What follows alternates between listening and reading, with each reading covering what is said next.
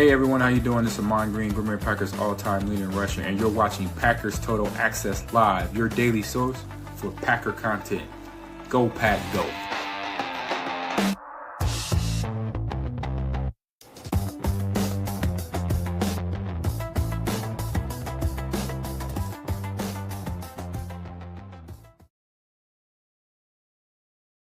What's up, guys? Welcome into Packers Total Access. My name is Clayton. You can check us out on packernet.com. Find me on Twitter at Packers_access. Got a little bit of breaking news, a little update on the Matt LaFleur saga, if you will, the contract extension or what have you. We're going to dive into that. Adam Schefter was just interviewed by Jen Latta over at ESPN, and she did a hell of a job in the interview. Got a lot of information, a lot of interesting takes from Adam Schefter. And we're going to talk about, all right, which side is Adam Schefter coming from if you had to pick one, whether it be the Packers or Matt LaFleur's camp, and we'll try to decipher all the information in between and kind of dive into everything here. That's what we're going to cover this morning. Before we get into it, if you would, do that YouTube stuff for me. Hit like, hit subscribe, click the bell icon. If you're new here, welcome into PTA. Thank you for making us a part of your morning. We're not experts. We're not insiders. We're not media members. We're fans just like you talking Packers on a daily basis. So if you're looking for that type of content, make sure you hit like, subscribe, click the bell icon. Also, you can join our community over at patreon.com/Packer Fan Total Access. So the information, let's try to dive into this in an orderly fashion. This is going to be tough flying solo and trying to piece all this together. Again, sometimes it's not what's being said, it's how it's being said. And I did not expect this. The reason I wanted to go live and talk about it, I did not expect the tone that Adam Schefter had. Now, I want to put this out here. I'm not saying Matt LaFleur is definitely going to be back. I'm not saying Matt LaFleur is definitely going to be fired. Okay, we're just going to have a conversation about it and unravel all the latest information that we do have here. I did screw up one thing in the Patreon. I just want to make sure that I get that information ready so we can read it off to you guys and gals in here. And I apologize for those in the Patreon. I'll try to get that image updated here in just a second. So here's what we got. Let me just go ahead and get it on the screen. So obviously the latest on the Matt LaFleur situation. So Adam Schefter was on with Jen Latta over on ESPN, and they interviewed him. Okay. So again, we've been very, very vocal about this in terms of, all right, where is Adam Schefter coming from? Right. What is the information that he's providing? Where are his sources and all that? Like we mentioned before, if Ian Rappaport puts a report out, right, most likely that's coming from the team. If it involves a player and the team, like maybe a negotiation, maybe something that happened behind the scenes, right? Typically, Ian Rappaport, he works for the league, right? Now, ESPN's got a partnership with the NFL as well, but NFL Network and Ian Rappaport, he's kind of the mouthpiece for the teams, essentially. He's got ties to agents. Absolutely, he does. But if his employer is the NFL, which side do you think he's going to choose, right? Which side would you choose? You're kind of forced to. That's your job. With Adam Schefter working for ESPN, not that he doesn't have ties and sources within the building. We know he does. But it tends to be a report that kind of comes out of the players' camp. And in this case, the coach's camp, because he's got an agent and they're negotiating a contract. Just want to lay that out there, okay? So if you feel like this is biased toward Matt LaFleur, there might be a little bit there, right, is all I'm saying. So here's what we got. So I tried to throw down the quotes as Jim was doing the interview and just do it in real time. There's a little piece of this quote missing, which I'm going to read off to y'all. I said, update on negotiations between Matt LaFleur and Ed Policy per Adam Schefter. Quote, and I've got the other one set up right here. So this is the remaining part of that, like I said, that's on the screen. He said, quote, there is no deal right now, and it's a negotiation. There could be a breakthrough any moment, and I think both sides would like to make that happen. But it's now Wednesday, and they've been trying to do this for a while. The longer it lingers, the more you wonder. How I would interpret it right now is it's up in the air. So again, that may not sound like much, but what it tells me is I honestly expected this to be done quick. Not that Matt would be back or Matt would be fired, specifically. Whatever decision they made, you would expect them to make it really quick. Meaning, if Matt's your guy, then you give the market value for him. Another thing that Adam Schefter said on there, you know how we talk about the coach salaries? Jen did the same thing I did the other day live on the show. She went and pulled using AI and the internet, hey, what are the average coaching salaries? And she named off some of the top coaches and the salaries. And Adam Schefter said, yeah, that's way lower than what they're actually getting paid. So some of those guys toward the top that are getting paid way more than Matt LaFleur, it sounds like they're getting paid even more than that. So if that's what the market is, now you got to ask yourself, how valuable is Matt LaFleur? Everybody in the comments, do me a favor. What do you consider Matt LaFleur? Would you consider him top 3 coach in the league, top 5 coach in the league, top 10 coach in the league? Maybe you don't think if you want him fired, you're saying he's not a head coach caliber coach, essentially, right? Let us know in the comments, where would you rank Matt LaFleur as a coach? All right. Now let's move along. Next tweet. Here's another quote from Adam Schefter on this interview. Quote, most places, I don't want to read this until I get your all's pick in. Let me get everybody's. I don't want this to sway your opinion. I want your honest opinion. All right. That's why it's Packer Fan Total Access. We want to hear the fans' voice in here. Okay. All right. So we got them rolling in. Good deal. Now I'll go ahead and read this. Okay. Here's the next quote. Quote, most places would have a high level of interest in Matt LaFleur. And by the way, Jen asked, where would you rank Matt LaFleur? Essentially is what she asked. Like, how does the rest of the league see Matt LaFleur? Because, we're in Green Bay. Fans either love him or they hate him, right? There's kind of no in between. Here's what was said. Quote, most places would have a high level of interest in Matt LaFleur. I don't know if maybe they would hold up and say, Team X, you want him? Give us a 3rd round pick or a 2nd round pick. The Packers once sent Mike Holmgren to Seattle for a 2nd round pick. So now that's a long time ago to do a comp, but that's a good example. Mike Holmgren won a Super Bowl. Matt LaFleur hasn't done that, right? So that would suggest Matt LaFleur isn't worth a 2nd round pick if you go based off that.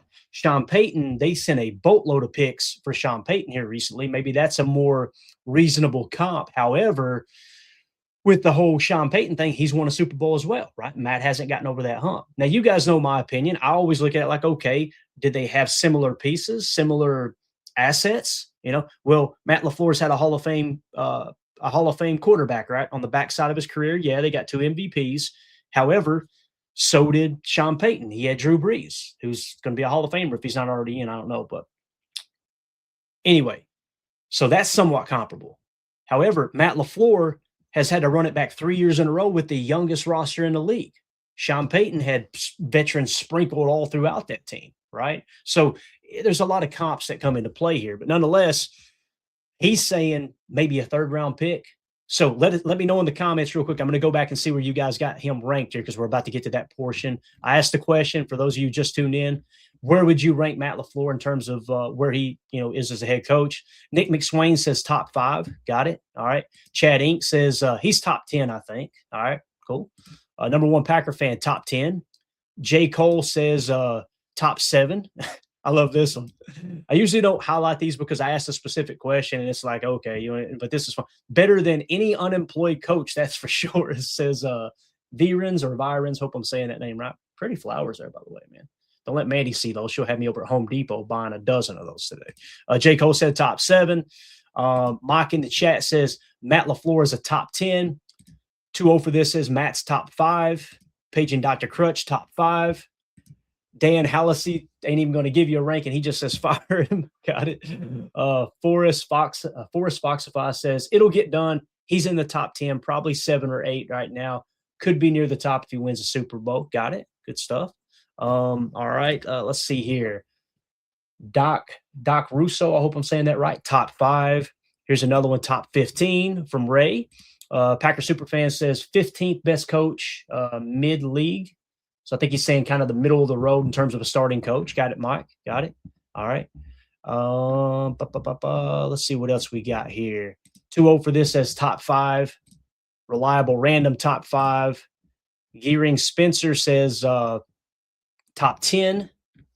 All right, so we're going to move on now, all right? So I just wanted to get your all's take. I know some people are like, who cares what they think? I care what they think, right? Our viewers, our listeners, we want to know your all's opinion on this. So they're saying, Adam Schefter saying, what would he be worth, a 3rd-round pick? So I'm going to ask everybody in the chat, and I probably won't put these on. I do want to kind of read it and kind of see where you guys are at. Would you be willing to trade Matt LaFleur for a 3rd-round pick? Yes or no? Let's put that in the chat. Now let's continue on with this report. All right, another quote here. Adam Schefter on ESPN right now. Keep in mind, everybody just put where they rank him, right? If I'm Matt LaFleur, I'm saying if you don't want me, pay me. If you don't want to pay me, then let me go, right? Now, he didn't say Matt LaFleur told him that, but Adam Schefter's looking at, you see what I'm saying? It kind of feels like Schefty's kind of a little more in LaFleur's camp there in that regard. He says, if I'm Matt LaFleur, I'm saying if you don't want me, then let me go. I agree with that. I've always agreed with that with a player. I agree with it with Aaron Rodgers. I agree with it with Brett Favre. Like, you either want him to be your starting quarterback or you don't. And if you don't, then just get rid of him. Let him go. To me, it looks pretty crabby to go, well, we don't want you, but we're going to hold on to you and try to get something for it, right? I don't know. It just seems like it's operating in bad faith, and I think that stuff can catch up with you from time to time. So I thought that was interesting that he said it and worded it that way.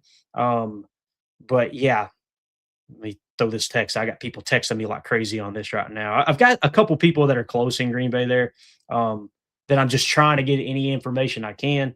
Yeah, give me just a second. All right. So we'll see if anything comes out of that. All right, next. This is where it gets interesting, right? I think it is. Yeah, here we go. Well, there's a couple other parts that get interesting. Adam Schefter on ESPN. Quote, if you're Team X and you want Matt LaFleur, why would I give Green Bay a mid-round pick when I could go sign John Harbaugh and have offset on the contract, save money, and not have to give up a draft pick? So again, if you look at this through the lens of other NFL teams, why would they give up a draft pick? Like, just go hire another coach. And if you guys don't understand the offset rules, go look them up. But essentially, you pay the offset of what you're offering. So you get that coach. He's still being paid by the other team if he had years left on his deal. And you're getting a cheaper buy-in on that, if that makes sense, right? So essentially, the way I understand it, and you guys fact check this, go look at the details. I didn't plan on doing this live on the show. But let's say John Harbaugh was due $15 million by Baltimore this year, right? And you go out and you sign him to a 4-year deal worth $20 million per, right? Then you're only on the hook for the $5 million. They got to pay the $15 million that you pay the offset there. And then next year, obviously, your full responsibility of the contract kicks in. That's what he's saying right there. So again, why would a team give up a draft pick there? And also, if a team's not willing to give up a draft pick, this is the thing that bothers me about how long this is dragging out as a Packer fan. And again, you guys know I've been clear. I want Matt LaFleur back. I think he's a great head coach. I think you had the majority of your best players go down with injuries this year. You already had the youngest roster in the league. Like, we said, this is a 3-year window going into the season. I have seen nobody disagree with that, right? So this was year 1 of a 3-year window to win a Super Bowl. We had a flurry of injuries kind of set everything back. You've got all your team captains, Jordan Love, Tucker Kraft, Micah Parsons, Josh Jacobs, all going into the media and basically saying, we want Matt LaFleur back. What the hell are we doing? Right? You had Aaron Rodgers comment on it from Pittsburgh going, why in the hell would you fire Matt LaFleur? He's one of the great coaches. So again, all that coming into play. I want Matt LaFleur back. So I want to be very, very clear on that. But if you look at this through the eyes of another team, why would you trade a draft pick? And on top of that, this is what I was getting at. I hate that we're dragging our feet on this. Every day that goes by that you don't give Matt LaFleur fair market value on him as a coach, you know what you're doing? You're kind of hurting yourself. First of all, the longer this goes on, I'll tell you something else it does. Not only does it piss Matt LaFleur off, right? It pisses his assistants off who are loyal to him. Okay, now if you want to scrap the whole thing, that doesn't matter. But why are you lowballing an offer on a guy you don't want? Does that make sense, guys? Like, why would you do that? Like it's a great point here. Reliable Random says he has the locker room. He does. And it's funny, too, before those exit interviews, portion of the fan base would go, he's lost the locker room. And then all the team captains come up like, what are we even talking about here? This is crazy, right? So you're going to lowball him, right? You're going to lowball him, piss him off. You're going to piss the assistants off and basically tell them we don't know if he's the guy or not. That's essentially what you're saying. Whether it's right, wrong, or indifferent, whether I agree with it, you agree with it, doesn't matter. But you're sending a message to the entire organization that we don't know if he's the guy, but we want him at a cheaper price. You're not committed to winning if you truly believe he's not the guy, right? That's kind of how I see that. Now, what's it do to the locker room? Even if you get the deal done now, in my opinion, if you get the deal done now, and let's say everything's all happy-go-lucky, all right, the contract extension's done, do you think there's not going to be some people in that locker room the rest of the year going, man, they don't believe in us. They don't believe in the coach. What are we doing? You understand what I'm saying? And I know there's a portion of the fan base that says, no, you're putting the players on notice. I just don't believe it operates like that. I don't think those players are going, oh, God, they may not bring back our head coach. I better play better. I just don't think they think like that. I think they're trying to get their next check too. I think they're trying to play their best ball. And I think that as an organization, you just built this whole culture around this is the guy. We believe in everybody. Let's go do this thing. You had some stuff go awry with injuries and you lose a ton of starters. And now you already had the youngest team. And I see a lot of people going, well, San Francisco's doing with injuries. Yeah, they don't have the youngest roster in the league. They don't. They've got a bunch of veterans sprinkled in on that roster where when you lose a key player here and there, which they haven't had near as many key players go out as us. Bosa, yes. Now Kittle, but that just happened in the last game, right? And there's a couple sprinkled in here or there. But they've got a veteran-laced roster. We've got the youngest roster in the league. So when we lose players, we don't go to a veteran backup. We go to a practice squad caliber player, whether they have potential or not. So I think it's interesting how that unfolded. And this is where it gets really, really interesting. All right. So I threw another tweet out. I know I put it out there. Gosh, I probably missed it. Probably didn't throw it on here. Where's it at? So basically, he was asked, maybe I didn't. Man, I didn't tweet out the most important part. Let me just make sure here. Yeah, so I missed it. So they asked Adam Schefter. This was the most important part. Jen Latta, great job with this question. She said, where would he be viewed across the league? And Adam Schefter said, I spoke to someone. He said, I spoke to several people this weekend. Okay. He said, and very, very, very respected around the league. Okay. So he reached out to other coaches because he's got relationships with their agents and other, he's probably talking to Matt's agent, I would imagine.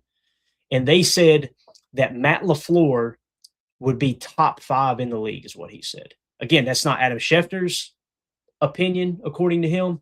That was other people, very, very well-respected people across the league. I think of people like Andy Reid, maybe Vrabel, maybe, people like that is what I imagine it would be that caliber. Because he said very well-respected people across the league. And he said he's top 5, that he's a top 5 coach. So if he's top 5, what are we doing here? And again, okay, we may disagree with those folks, right? I get that. But I am always going to side with the opinion of a coach in the league, a general manager that's made it to the top in the league. I say it all the time. I disagree with some of Brian Gutekunst's moves, right? I disagree with some. The large majority of them I agree with, but I disagree with some. But I'm always going to throw it out there that, guys, listen, Brian Gutekunst has forgot more about football than I'll ever know. He's forgot more about player evaluation than I'll ever know, right? He's forgot more about scouting players than I'll ever know and how to work a draft board than I'll ever know, right? I want to be very, very clear with that. But when you got other people across the league saying he's top 5, it's a wild concept there. So Mike with the super chat, thanks so much. Is the more a question of us, they want Matt LaFleur to go of play calling or coordinating? I think that's Matt's struggle. It could be, Mike. So maybe it's not about money, right? I don't know, though. I have a hard time believing they're telling him you can't call plays and we're going to pick your assistants, but they still pay him like he's a top 5 coach. You know what I'm saying? And to me, Matt LaFleur's play calling is a strength. If there's a weakness in Matt LaFleur's coaching, to me, it's in-game management because he's so focused on play calling. Guys, that's not just exclusive to Green Bay. Any offensive-minded coach that calls the plays, their fan bases fight about this. They complain about this all the freaking time, right? Because it's like, okay, maybe that's why we're not as good at managing timeouts or challenges or subbing players in and out in crucial situations. Maybe that's why that happens, right? Is because he's so focused on play call. I know Michael Lombardi was big on that. Bill Belichick, for the most part, didn't call the defensive plays. He had other people calling the defensive plays so he could manage the entire game. And I always use Bill Belichick because he's got the most Super Bowls, right? Simple. So that could be the struggle, though. It could be part of it, right, Mike, that they're trying to pull some stuff out from under him. It's probably a combination of both, Mike. They're probably not willing to offer him what he can get on the open market, right? They're probably not willing to offer him that. And then on top of that, that are going, and we need to change this, this, and this. So put yourself in Matt LaFleur's shoes for a second. Okay, hold on a minute. Let me make sure I understand this right. You forced me, Brian Gutekunst, forced me to make a transition from Aaron Rodgers to the next starting quarterback in Green Bay. We did that. And in the process, we made the playoffs all 3 years after that transition to Jordan Love. I now have Jordan Love playing like a top 5 quarterback, top 3 quarterback in some case, second in EPA per drop back. I feel very comfortable saying Jordan Love is a top 5 quarterback now, personally. So he's coming to him going, okay, you forced me to go through that transition. We did. In 2019, when I wanted to fix the special teams, you guys said, no, we can't pay Darren Rizzi that much money. Sorry, you're going to have to go get somebody else. The special teams were horrible from 2019, 2020, 2021. And then in 2022, I'm not saying they're great, but I think we would all agree the special teams got significantly better from when we were shanking punts, snaps going over, holders' heads and punters' heads, punts getting blocked. When was the last time we had a punt block? Somebody remind me. Because remember, that happened in the game against the 49ers. A punt got blocked and returned for a touchdown. People forget that, right? Keep in mind, all that was happening because they would not approve Matt LaFleur the money to hire Darren Rizzi. So that's another thing that he's got kind of in the background. Like, okay, we missed out on those championship runs with Aaron Rodgers because special teams was horrible, and you refused to give me the money to pay Darren Rizzi to be the special teams coordinator. So then they approved the money for Rich Bisaccia in 2022. The special teams got better, but it's still not where it needs to be. That's something to throw in there. You couple in the youngest roster in the league. He's got to be looking at them going, oh, and you want me to do this with the youngest roster in the league? And then I think we would all agree Green Bay is definitely top 3, maybe top 5 in the amount of injuries that players have sustained, right, in the last however many years, 2 years at least. So is that Matt LaFleur's fault? Don't tell me he's practicing them too hard, because every team in the league has the same practice schedule. They have the same amount of time allotted, essentially. They're limited on what they can do, and they have union reps in practice controlling that stuff and filing grievances against teams if they abuse that, right? So it can't be the practice workload. He has no control over that, right? That's the CBA. That's collectively bargained. It can't be the medical staff. He doesn't make the decision on what medical staff to bring in, right? I imagine that's the front office that has final say in that. It's obvious Matt LaFleur didn't even have say in his freaking special teams coordinator when he was hired. I don't mean to get animated, but what the hell are we doing? Am I the only one that thinks that's weird? So I don't know, man. Joe Trev with the super chat. Watch Pack a Day with Mike Daniels. He said the team could use some vets that can set the tone. We've been saying it every year it's been 3 ever since Aaron Rodgers left. The first year, I get it. When Aaron left and you make this transition to Jordan Love, we said year 1, get a bunch of young talent in here and let's see if Jordan Love is the guy. Let's try to find an inkling of, yeah, he's the guy. We need to build the roster up around him. We need to get, whatever. Year 2, all right, I think Jordan Love's the guy, because the back half of his first year here in 2023, the back half, boy, he's playing great football. It's like, all right, he's a franchise quarterback. He's the dude. Let's go all in. The next year, you run it back with the youngest roster in the league, right? So this year, you do go out and get Micah Parsons, but you still run it back with the youngest roster in the league. I completely agree with that sentiment, which if you guys watch the show, you know that. So thanks, Ike. Appreciate the super chat. All right, one other thing here. Adam Schefter, actually a couple more here. This is where it starts to go off the rails, the conversation. So Adam Schefter on ESPN said, quote, if you're Team X and you want Matt LaFleur, why would I give Green Bay a mid-round pick when I can sign John Harbaugh? So we hit that, all right? Here it is. So he mentioned, listen to this, I don't mean to laugh, but this blew my mind here. He mentioned you could go out and get John Harbaugh or Kevin Stefanski. What? Did you just say Kevin Stefanski?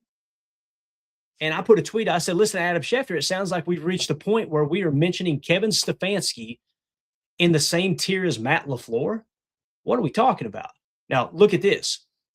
And you're going, well, Clayton, what do you mean by that? Kevin Stefanski's winning percentage is .446, guys. He wins 44% of the games he coaches. 44. Matt LaFleur, 65%. I got to play it. We ain't played it forever. We got to hit this, man. We got to do this.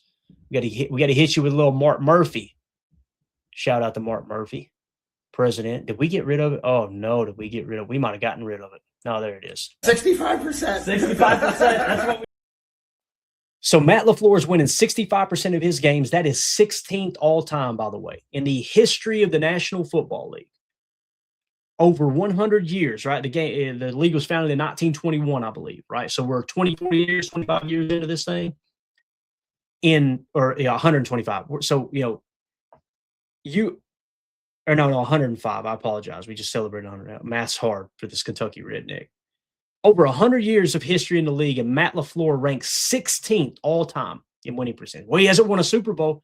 How many teams have won a Super Bowl with the youngest roster in the league? Oh, wait. Somebody did a comparison the other day. Shout out to Dame Stromstad in our Patreon group. Indiana, their average age on their team is 25 years old. 22 years old. The Packers are 25. So when you're in the ballpark of a college program in terms of average age, that's a wild, wild concept there. So again, Kevin Stefanski, 446, Matt LaFleur, 654, 16th all time compared to 139th all time. I'm a Packer fan through and through. And no matter what change they make, I'm going to be a Packer fan. We're going to be doing this podcast, and we're going to be trying to find the positive light in everything Packers, and we're going to talk ball every single day over here at PTA. That's happening. Me and the guys, we will be here if this franchise ever goes into the tank house. We're going to be here talking about it, right? I want to be very clear about that. However, if they let Matt LaFleur go and they hire Kevin Stefanski as the next head coach, it's going to be tough. It's going to be so tough. So I asked the question on Twitter, because maybe I'm losing my mind here, and I'll try to get you guys an update. I updated it right before I went live. I wasn't losing my mind, evidently. I said, which head coach would you rather have in Green Bay? Before you roast me, I choose LaFleur, because I knew there's going to be people going, what are you even tweeting this for? Because it got mentioned. Matt LaFleur, 91%, Kevin Stefanski, 8%. Somebody in the comments actually mentioned it to me. That's why I was like, what are we doing? So, all right. Travis with the super chat. Thank you so much, Travis. He says, I prefer the Andy Reid rule. If you're great at it, eventually the Super Bowls come. But more and more Americans are grieving crybabies, don't value process. There you go. That's a real harsh way to say it. And I'm not calling anybody who disagrees with my take a crybaby. I understand the sentiment, though, Travis. I do think we are a gotta have it now, instant gratification society, not just in America, but the world, right? Like,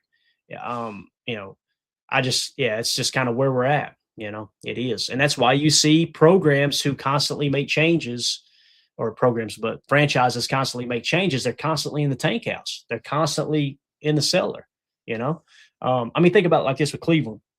Baker Mayfield was a MVP candidate this year, right? Cleveland moved on from Baker Mayfield. Have you seen how their quarterbacks played this year? I know people get excited about Shedeur Sanders, and maybe there's talent there, maybe there's not. Same thing, a portion of their fan base likes Dylan Gabriel, right?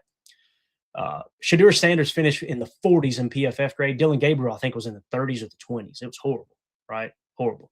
So what has Stefanski done in Cleveland? And I know the argument is, well, it's a horrible organization. What can he do? I understand that, but he has the best pass rusher in the league, and Myles Garrett just set the single-season sack record, right? Unless you think Micah's better. I can understand both sides of the argument. Some people prefer sacks. Other people prefer pressure. It is what it is. But, he had Baker up there. Baker goes on to Tampa, and they've had a little bit of success, right? Now, Baker bounced around a little bit too.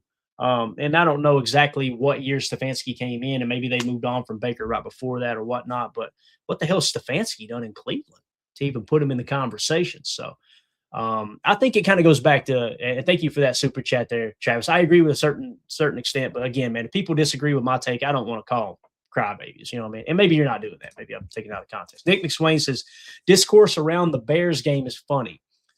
I see many people say Rashawn sucks, LVN sucks, K9 sucks, Valentine sucks, everyone sucks, and then immediately say we need to fire Matt LaFleur. It's so true, Nick. It's so true. Well, it's his job to coach those guys up. Oh, is he coaching defense now? Is that what he's doing?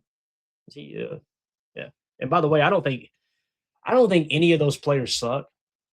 What sucks, to use the word, about Keyshawn Nixon is I felt like at times he played good this year. If he hadn't committed the stupid personal foul penalties and that stuff in between, right? And if he hadn't bid on double moves and just played his assignment, I would be going into this offseason going, I like K9. We'll bring him back. Golly, boy. Penalty after penalty after penalty. And when he got cooked, it's because he was not playing his assignment. He was just biting on, double moves underneath. So I get that too. Yeah. All right. So we'll go ahead and close that out. I'll try to keep an eye on anything else that comes out here. Mike Whip with the super chat. Thank you so much, Mike. He says, after thinking about it, I could go either way with Matt decision. That being said, if we do go another direction, I'd love Tomlin. Guaranteed Ben Johnson doesn't talk to Mike T next year. Yeah, and the owner meetings are going to be very, very interesting. I don't know if you've seen the report that came out, and Stephen A. Smith talked about it. He said that coaches around the league, he said he's hearing from multiple coaches around the league and Matt LaFleur's friends, which you want to know who Matt LaFleur's friends are? Go look at Kyle Shanahan's coaching tree and how many of them are head coaches in the league. Stefanski might be one. I'm not 100% sure, but what that means, let me tell you what he said first. Stephen A. Smith said that they did not like what Ben Johnson said about Matt LaFleur and kind of how he's disrespected Matt LaFleur the entire time. So when you get to the owner meetings, imagine Ben Johnson walking in those owner meetings, right? And you've got Kyle Shanahan, you've got Sean McVay, right? You've got Kevin O'Connell. You've got Mike McDaniel if he ends up getting another head coaching job. I don't know if he will or not.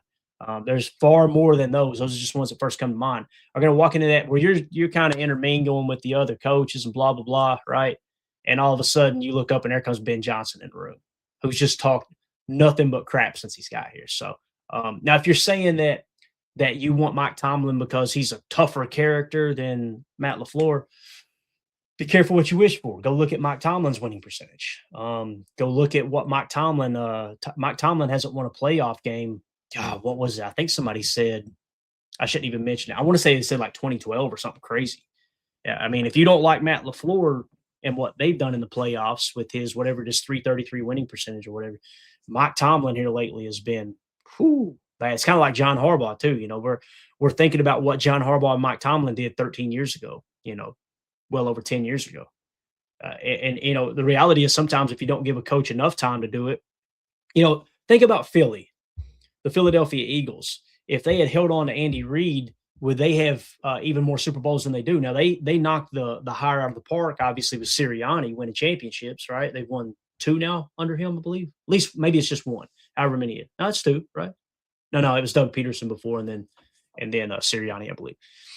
So they nailed that hire, but then Andy Reid goes to Kansas City and, they start actually challenging the Patriots' success, right? In terms of the franchise, the dynasty. So appreciate the super chat, Mike. Thank you so much. He wants Mike Tomlin. Again, man, I disagree with that take, but respect the opinion, Mike. Appreciate you, buddy. Solder with the super chat. If they do re-sign Matt LaFleur for the $15 million per year market rate, see, that's the thing that Schefter is pushing back on, Solder. It might be higher than $15 million.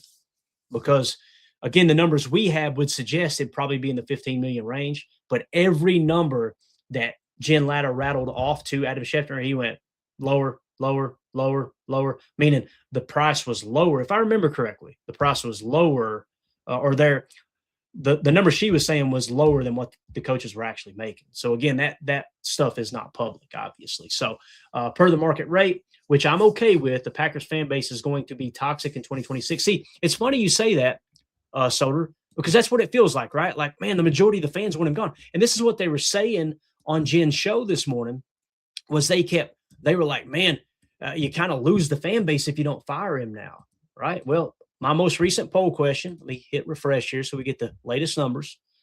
You would think the majority of the fan base wants him gone, right, Soder? Look at this. Put the tweet out yesterday, talked about Micah Parsons, Tucker Kraft, Jordan Love, Josh Jacobs, said they wanted him back, right? Do you agree with them or should Matt LaFleur be fired, right? Keep him. 63% of the fan base is saying keep him, right?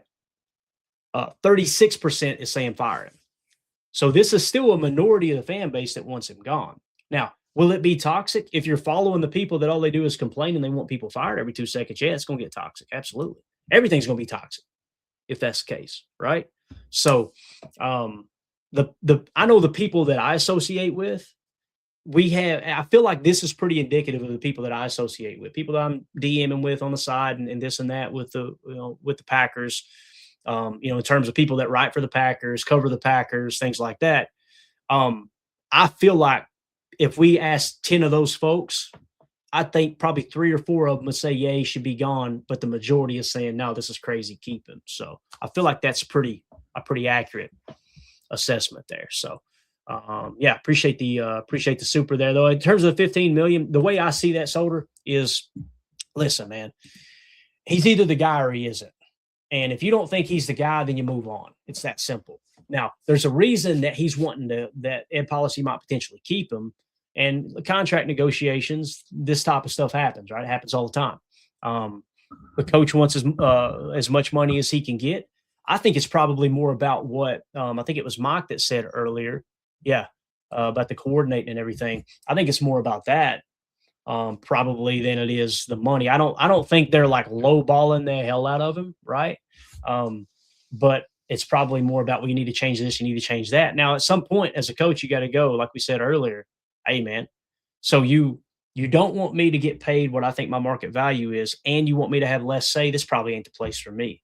I'm thinking it might get to that point. That's why I wanted to talk about this with what Adam Schefter said, knowing that most likely this information is coming out of Matt LaFleur's camp.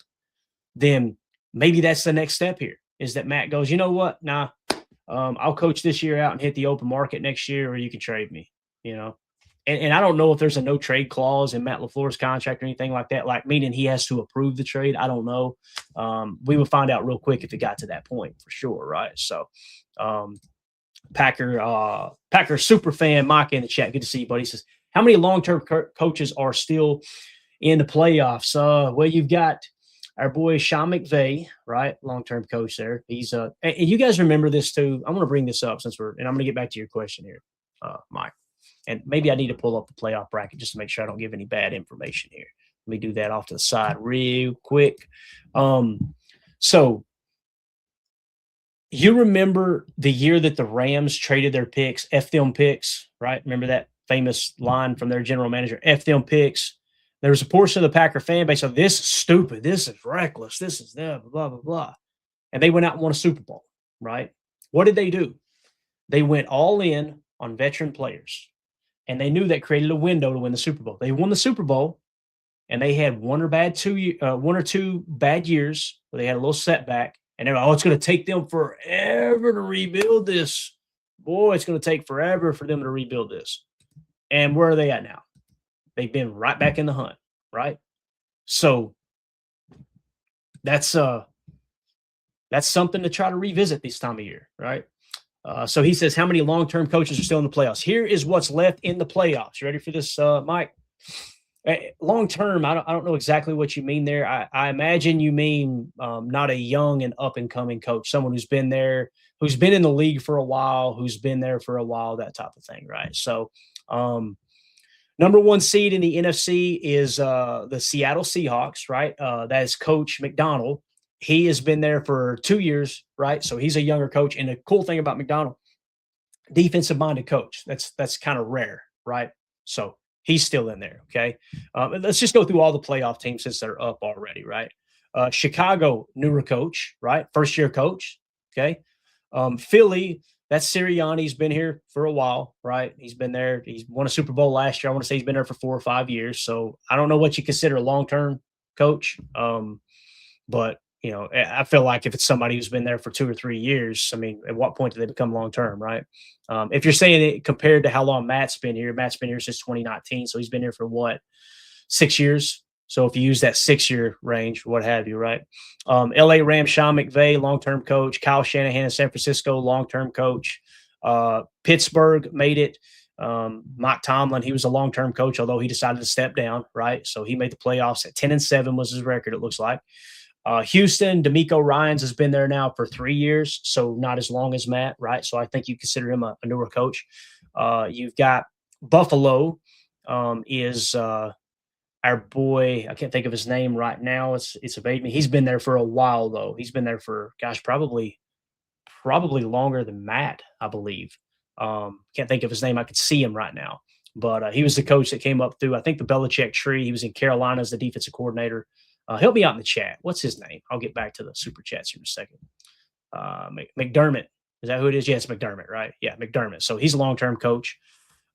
Chargers is our boy Jim Harbaugh. I mean, if you see, that's what I'm saying. Like, I look at Jim Harbaugh and I'm like, okay, he coached the 49ers for a long time, had a lot of success, really, really high winning percentage.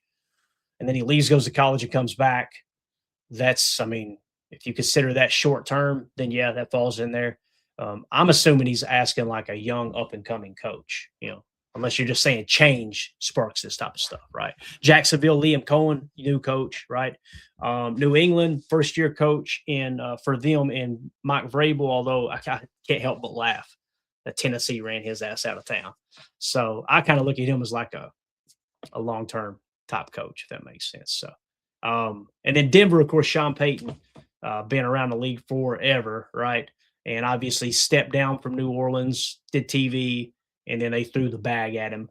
And obviously Denver traded a bunch of picks for him, right? So if there was a Sean Payton out there right now, we're having a little bit different conversation, but we're talking about starting from scratch, starting over, and going with someone like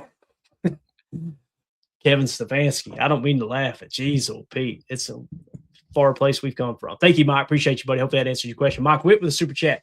Sean McVay is Matt's best friend.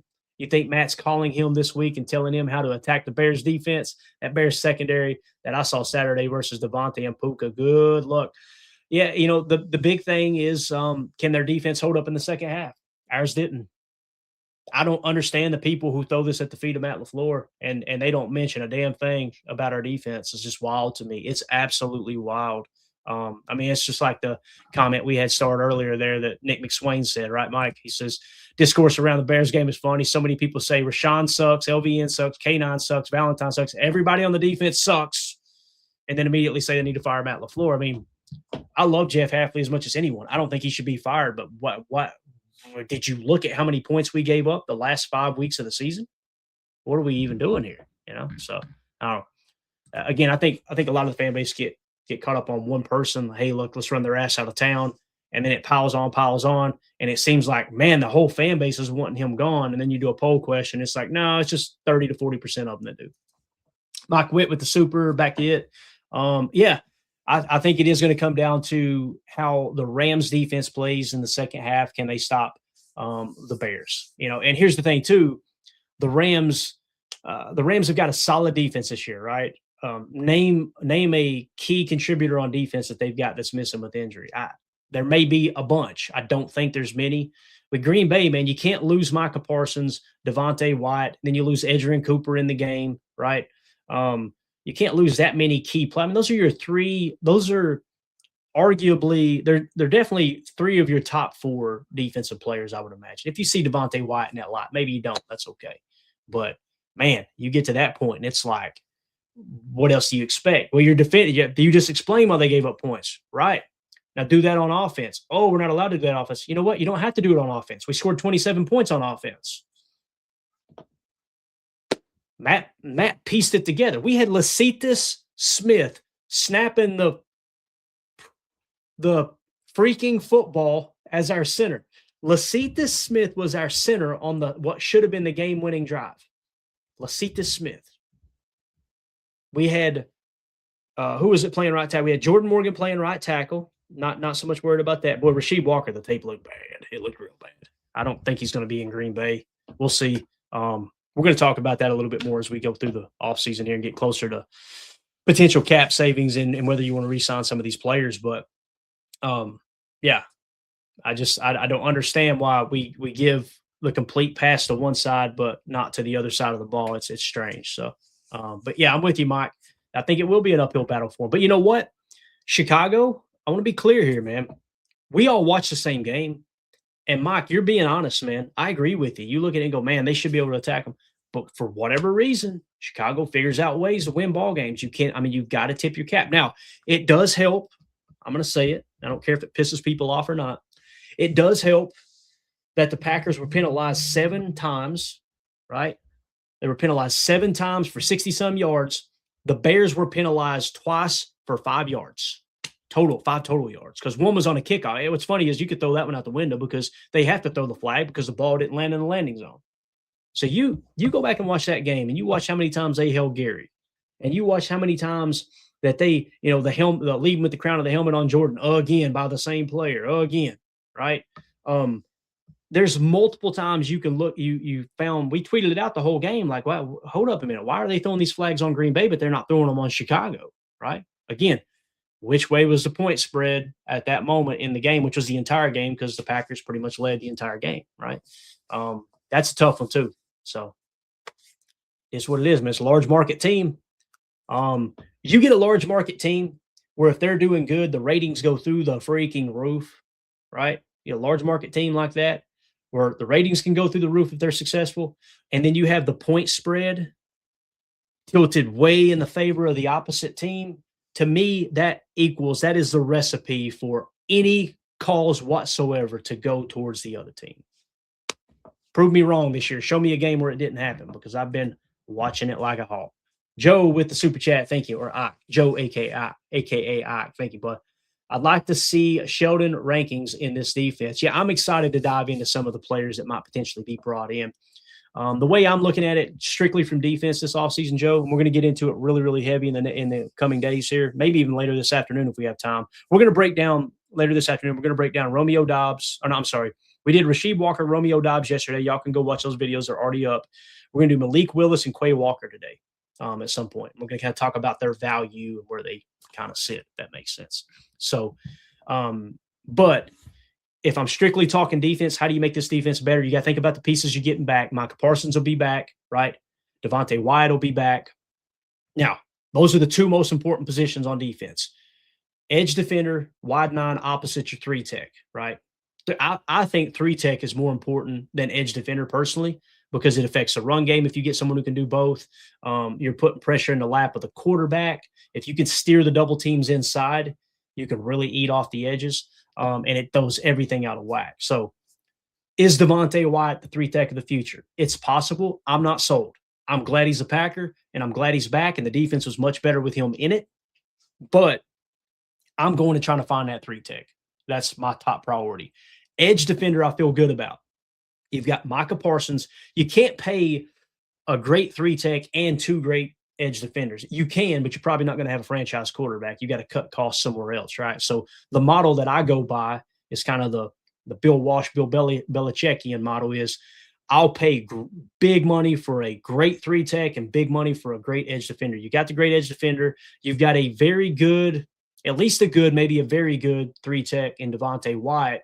So now as you model the roster out, I'm taking another swing on 3 tech. I'm going out in free agency or wherever and trying to find another 3 tech that if Wyatt does go down, we're at least not going to Cheeks play behind that, right?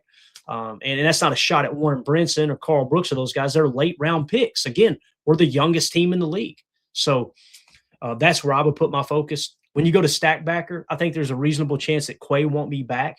I personally liked Edgerrin Cooper and Isaiah McDuffie and or Tyron Hopper as stack backer. You'll probably have to draft a player or find a young player to help fill in the rest of the roster there and kind of get them brought up like you do in Tyron Hopper.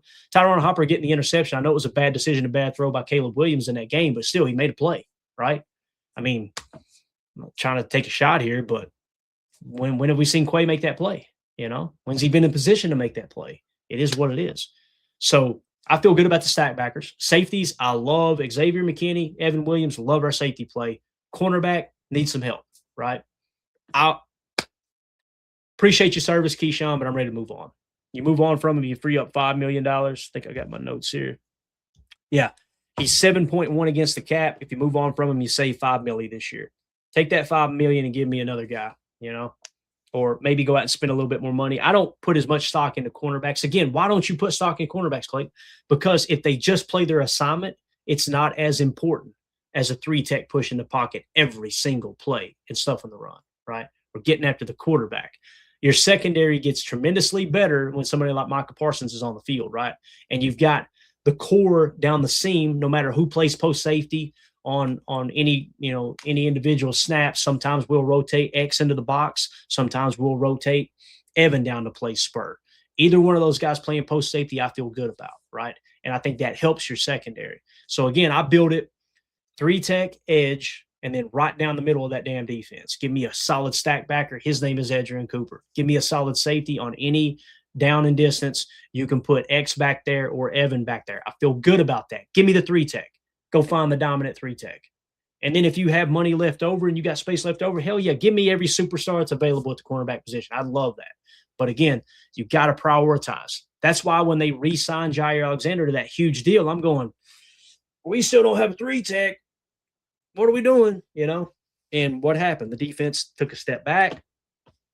Joe Barry gets fired, bring in Jeff Hafley. Jeff Hafley has a great year. We said going into the year, expect this defense to take a step back. Why? Because all 31 other teams in the league have a full season of tape of what Jeff Hafley likes to do, and they're going to make adjustments. So typically year 2, they take a slight step back. Now, Hafley may be gone. The interesting conversation here, I'm going to throw this out there. We need to wrap up soon. My wife's going to kill me. Thank you so much, Joe Trev, for the super chat. The interesting thing here, in my opinion, is if Jeff Hafley gets a job somewhere, right? Are you guys happy with the way the defense played this year? Are you happy with it? I think at times it was very good, right? Down the stretch when it mattered the most, it crumbled. So the reason I ask that is if Jeff Hafley gets a job somewhere, do you hire your DC from within? Do you go with Derek Ansley? Do you go with DeMarcus Covington? Because Hafley's going to poach some of those guys. It's theoretically speaking if Hafley gets a head coaching job somewhere.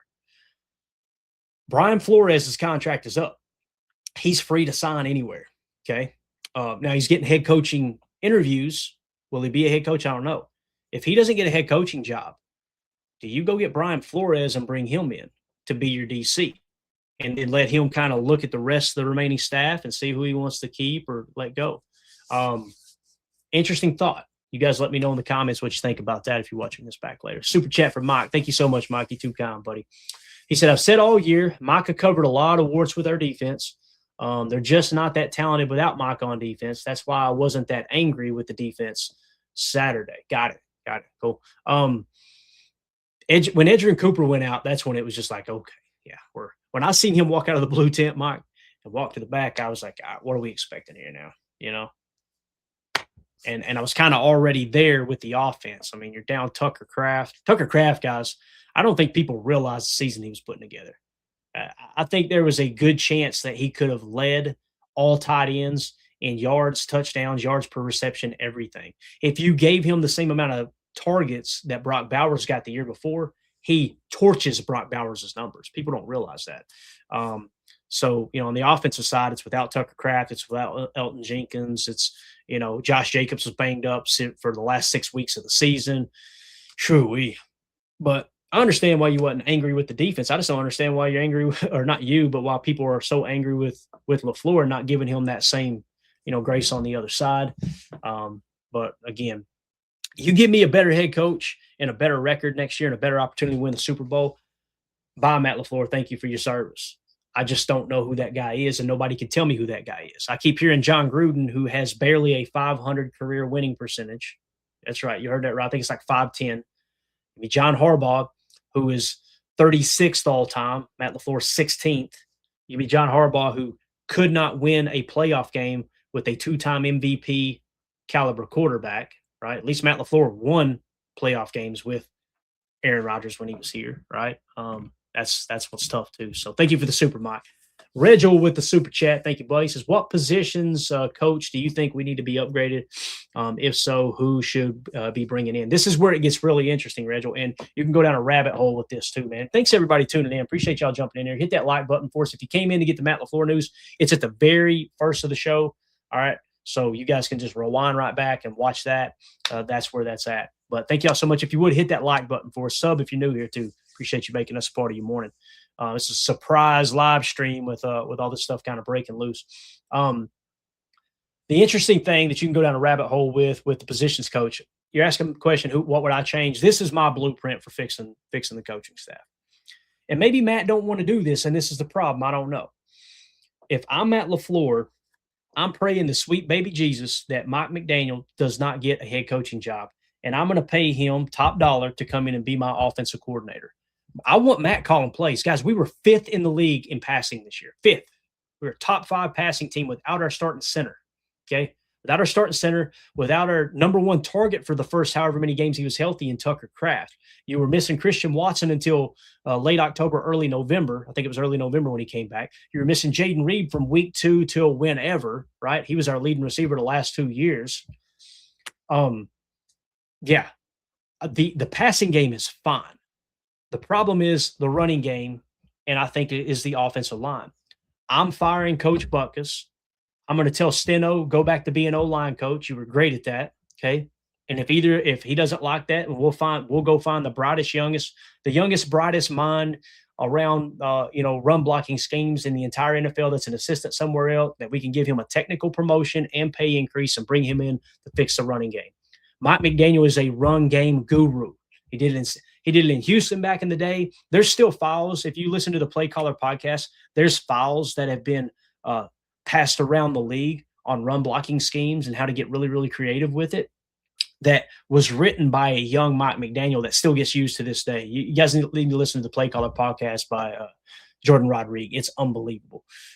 But I would make him my OC, run game coordinator. I put Steno on the O-line, and now you get everybody back healthy. You reset. You try to fix your offensive line. Rasheed Walker, thank you for your service. Jordan Morgan graded out way better than him playing tackle this year.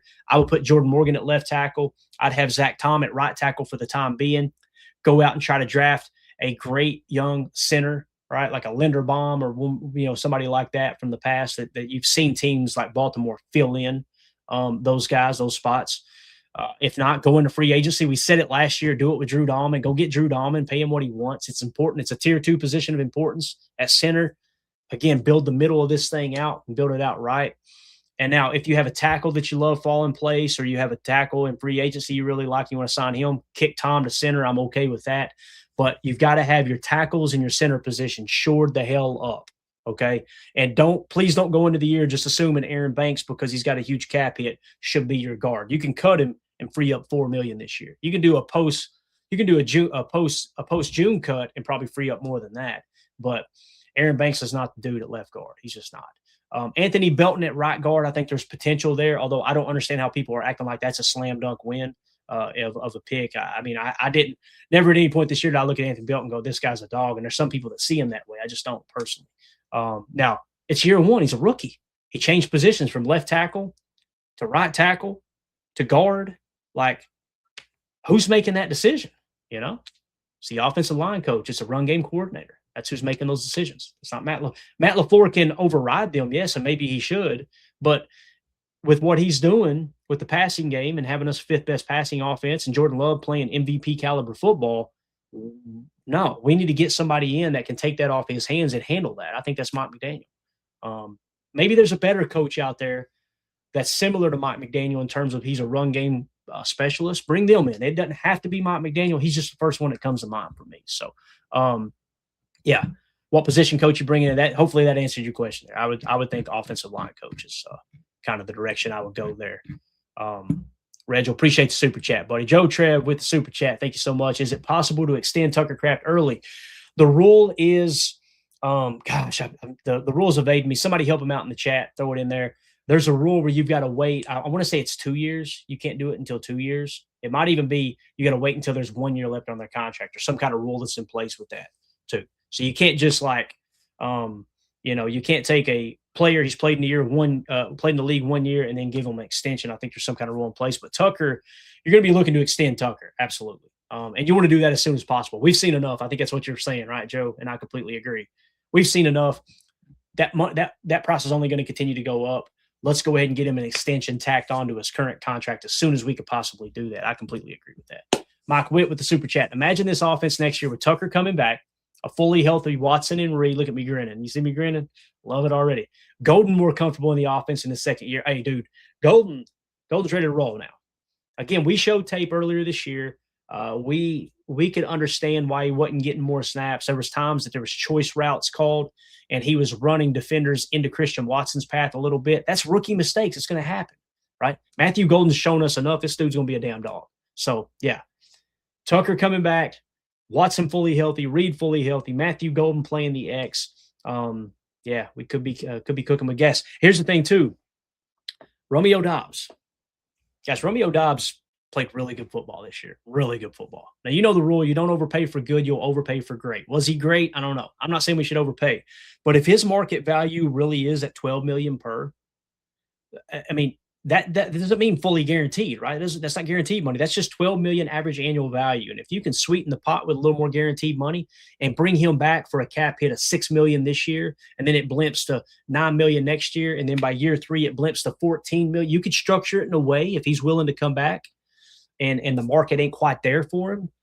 I wouldn't mind to have Romeo back. The problem is it's going to take touches away from or looks away from Golden, and I know that's going to tick a lot of fans off, and it is a progress stopper. So that's a negative aspect of bringing Romeo back as well. So, but I say that because Romeo may go out there and get $20 million per. And if he does, man, go get your money, Ron. We broke that down yesterday. You can find a video here on the channel.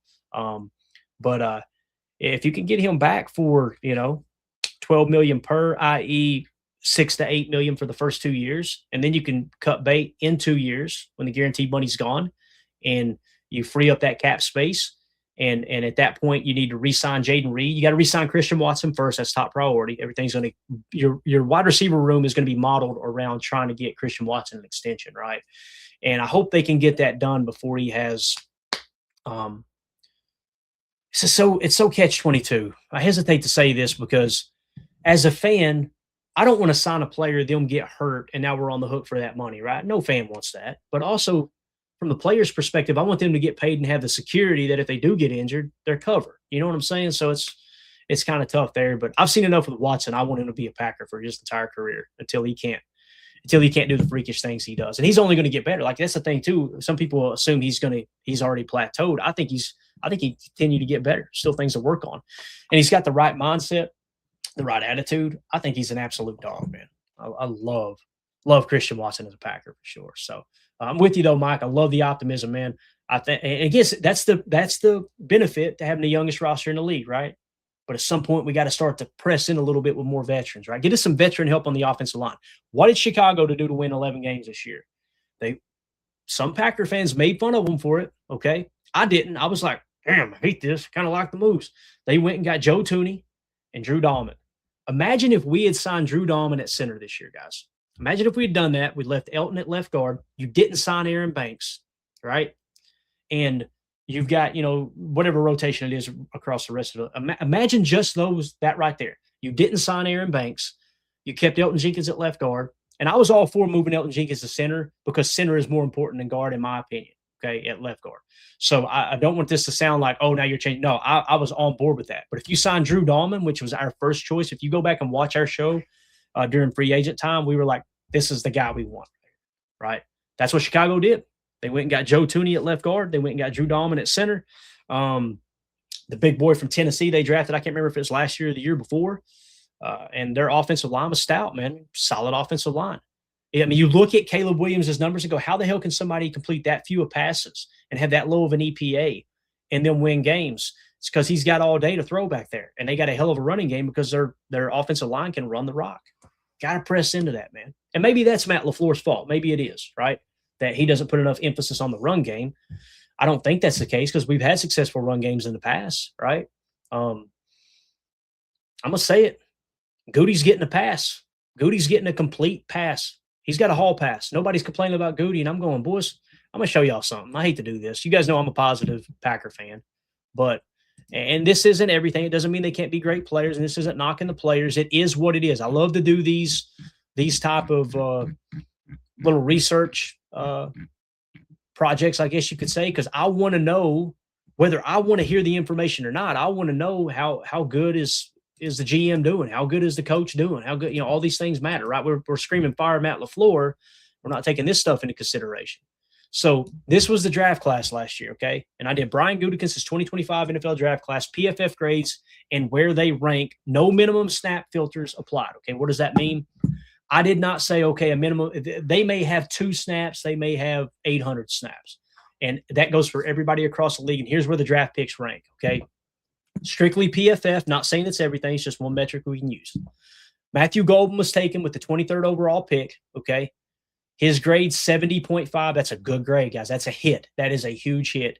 Now, he's ranked 41st amongst all rookies that were drafted last year, okay? 41st. Now, keep in mind, there's a bunch of players above him that had minimal snaps. That's why I mentioned that.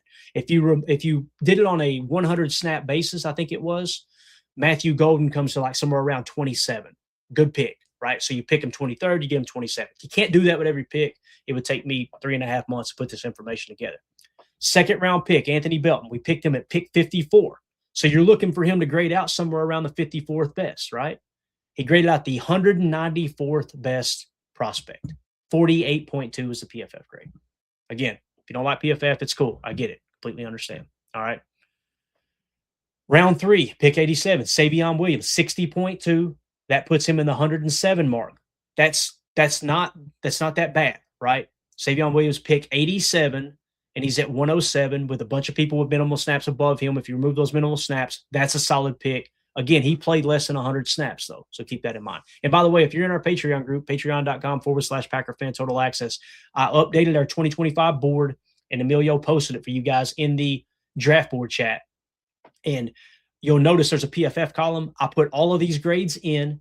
If they're in red, that means they had less than 100 snaps, so you can kind of take it with a grain of salt, if that makes sense. All right, round 4, pick 124, Baron Sorrell, right? 55.4, that's 152nd. Again, you remove the noise above him, that's probably a solid pick. So far, what have we got? Hit for Golden, miss for Belton, hit for Williams, hit for Sorrell. Without removing the noise, Colin Oliver, granted it was only one game, but he was taken 5th round, 159th overall. His grade, 54.9, and his ranking is 156th. So you remove that. That was a good pick. Again, it's a very, very small sample size, but we all seen it on tape. Colin Oliver looks like he's going to be a good football player. Okay, so that's a hit. Warren Brinson, 6th round, 198th pick, 44.2. That's 200th best. That's right about where you took him. You can't expect much more than that, right? To be the 200th best prospect. Round 7, this is the one that hurts. Pick 237, Micah Robinson, cornerback, 70.6, 40th highest graded. Again, small sample size, but he graded out good. He's no longer on the team. We cut him. Now, before you go raking Matt LaFleur over the coals, that is a Jeff Hafley decision on whether he wants him to play, to start on defense for him, to be a viable option at cornerback. If you think for a second that Jeff Hafley went to Matt LaFleur and said, I want to keep Micah Robinson, and Matt said, no, that did not happen. Let's stop living in fairy tale land because we want to throw Matt LaFleur under the bus on everything. That one hurts. Because if you guys were watching this show, that was one of my dudes. Go back, go through Patreon, comb through. I did a prospect report on him when we drafted him. I was really excited about Micah Robinson. Backstory, everything. Really liked that pick. Unfortunately, the coaches agreed to cut him. And then, of course, you got Williams, guard/tackle, drafted in the 7th round. He was injured on injured reserve, so you just kind of throw that one out the window. So when you look at that draft class, the reason I mention it, the Belton, that's a pretty big miss. Now, he could get better. I hope he does, right? And you shouldn't say this is the be-all, end-all here. But when you take everything into consideration there, was that a great draft class? What do y'all think? It looks pretty solid, right? Looks pretty solid. But would you have been willing to trade a 2nd-round pick for a better offensive lineman? I know I would have, meaning like a veteran or something. Or, what if there's a number of different ways, and we're playing Monday morning quarterback now, right? But I'm just simply saying, if Goody tried to add an interior offensive lineman with Banks, and it just didn't work, right? He swung and missed. It looked like he swung and missed bad. So what kind of job did Goody do? Free agency was Nate Hobbs and Aaron Banks, Now, Nate Hobbs loved what he said in the locker room. He basically made a promise to the fans, boys, I'm going to play my ass off next year. Y'all going to see a good football player. Hey, you got to show us. Hope it happens.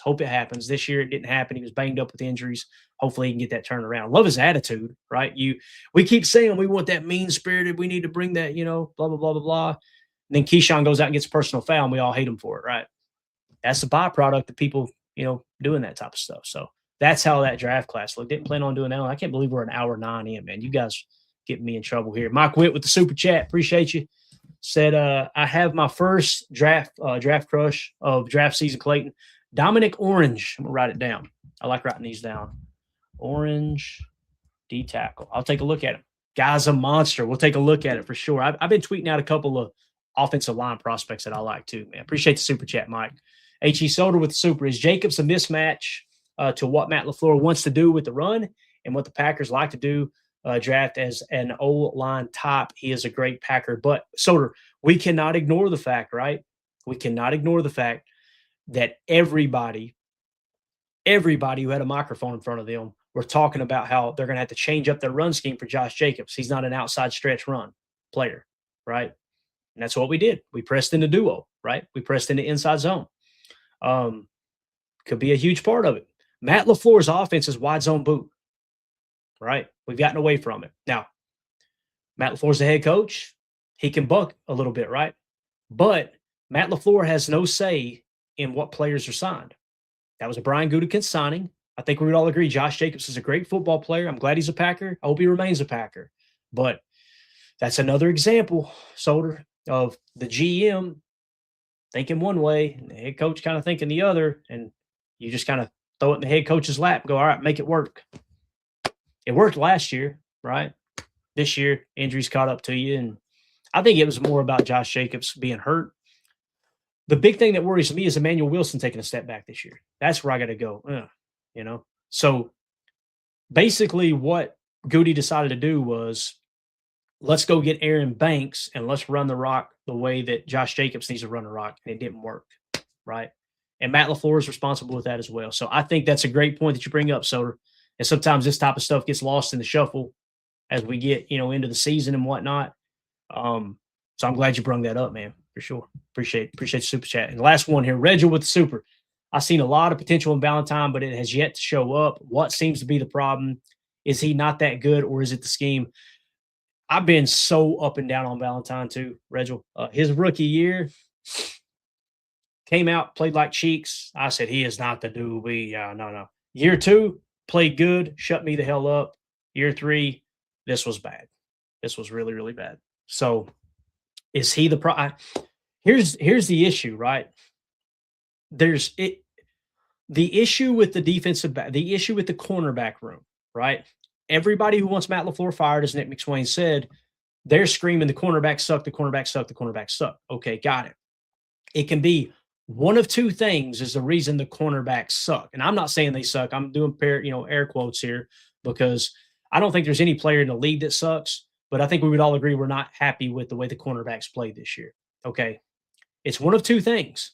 Either Carrington Valentine and Keyshawn Nixon are not good NFL cornerbacks, okay, or they're not utilized right. That's the only two options it could be. Do we agree on that? Like, it can't be anything other than either they're bad players or it's bad scheme, bad, deployment, if you will. Okay, either one of those, it's either you're blaming Jeff Hafley or you're blaming Brian Gutekunst. That can't fall at the feet of Matt LaFleur. It can't. It can't fall at the feet of Matt LaFleur. If the cornerbacks are bad, like that portion of the fan base says, and they are bad and we're not happy with the cornerback room, it's either Jeff Hafley's fault or it's Brian Gutekunst's fault. That's what Nick was saying earlier, right? It is what it is. So with that being said, I'm excited to get into the rest of this offseason, man. It's going to be an absolute blast. We got a ton to cover. I planned on doing a 15-minute freaking video on this topic, and you guys just killed it. Y'all crushed it. Bringing the chats, bringing the supers, everybody in the chat. I mean, the regular chat is on fire. I've been trying to peek over there as much as I can, but I'm also trying to cover the supers for those who are supporting and everything. Let's see what Nicole says here. Nicole in the chat says, not utilized correctly. Got it. Okay. So maybe you think they're better than they've played and they're not being utilized right? Let's see here. Boy, I'm scared to read that out loud. I don't know what it means. We'll just say Lil Mick. Lil Mick says Nixon is not a good cornerback. So he disagrees. He thinks that, Nixon isn't a good cornerback. Coach Lynn. Coach Lynn's name is Coach Lynn. Coach Lynn coaches football.